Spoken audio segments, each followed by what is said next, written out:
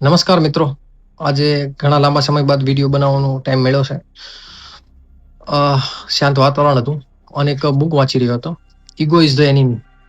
હજુ 45 પેજ જ વાંચ્યા છે. કાલ રાત્રે ખોલી હતી બુક. અને આપણે મોટા ભાગે પુસ્તકો લઈએ છીએ તો આપણને કઈ ઇન્ટેન્સ હોય છે કે કંઈક શીખવાનો, અથવા તો ક્યાંયથી સાંભળ્યું હોય છે, અથવા તો કોઈ આપણને સલાહ કરી કે ભાઈ આ પુસ્તક વાંચજે. પરંતુ આ પુસ્તક વિશે મેં ક્યારેય સાંભળ્યું નહોતું, ક્યારે જોયું નહોતું. અને બુક સ્ટોરે ખરીદવા માટે અન્ય પુસ્તક ગયો હતો અને રેન્ડમલી મારા હાથમાં આવી ગયું અને આગળના 2 પેજ વાંચ્યા અને મને એવું થયું કે લઈ લેવું. સરસ મજાનું પુસ્તક છે અને અલગ અલગ જગ્યાએથી અલગ અલગ ફિલોસોફી અને સંસ્કૃતિ અને ધર્મમાંથી અલગ અલગ જગ્યાએથી કોડ લેવામાં આવ્યા છે કે જેને અહંકારને લીધે ઘણું બધું નુકસાન થયું હતું. અને પાછળ પણ થોડુંક શોર્ટમાં લખાણ આપ્યું, એ પણ જોયું અને એમ થયું કે સરસ બુક છે અને સારી છે, ખરેખર સારી બુક છે. તો જણાવું કે એ કેવું વાક્ય હતું અને મને એવું થયું કે લઈ લો. તો પેલા રાયન મારિયા મિલ્કે, ઓસ્ટ્રિયાના જાણીતા કવિ અને નવલકથાકાર છે, એના વાક્યો ટાકેલા છે. એમ ન માનશો કે જે શાંત અને સારા શબ્દોથી આશ્વાસન આપે છે તે બહુ આરામદાયક જિંદગી જીવી રહ્યા છે.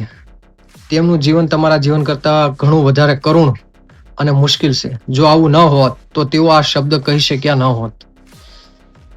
ત્યારબાદ બીજા 2-3 વાક્યો છે કે લંકાપતિ રાવણ શિવનો પરમ ભક્ત હતો, વેદોનો જ્ઞાતા હતો.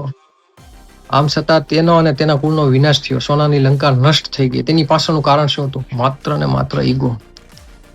ત્યારબાદ એક હસ્તિનાપુરનું પણ આપણે ઉદાહરણ આપેલું છે કે હસ્તિનાપુર રાજ્ય સર્વશ્રેષ્ઠ હતું.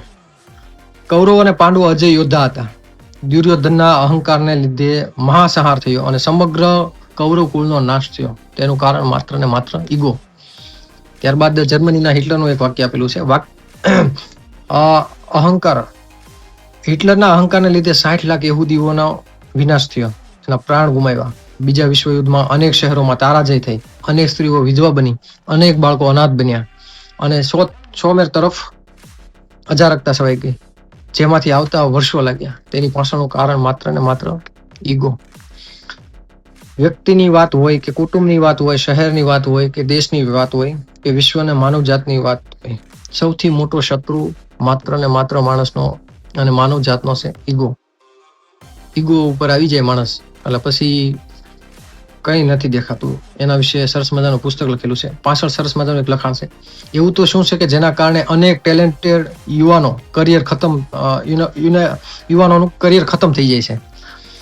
સફળ કંપનીઓ રાતોરાત ડૂબી જાય છે. વિશાળ જાગીર અને લખ લૂંટ સંપત્તિ ધૂળમાં મળી જાય છે. પરિવાર નેસ્તે નાબૂદ થઈ જાય છે. સંઘર્ષને શરમજનક સ્થિતિમાં મૂકી દેશે. આ સૌનું માત્ર એક જ કારણ છે, ઈગો, જે તમારી બુદ્ધિ અને કાર્યક્ષમતાને ડાપણને ખતમ કરી નાખે છે. પરિસ્થિતિ પ્રમાણે બદલાવાની આપણી સમજદારીને અહંકાર બુઠ્ઠી કરી નાખે છે. દરેક ધર્મ, સંસ્કૃતિ, સમાજ અને વિચારકોએ સમયે સમયે આપણી અંદરના આ કટ્ટર શત્રુ વિશે ચેતવણી આપી છે.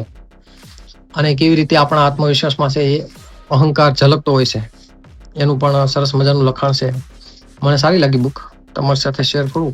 કદાચ તમને ટાઈમ મળે ને વાંચવામાં રસ ધરાવતા હોય તો ખરીદજો. રાયન હોલિડેનું પુસ્તક છે, ઈગો ઇઝ ધ એનિમી. તો હવે મળશું આપણે નેક્સ્ટ વિડીયોમાં.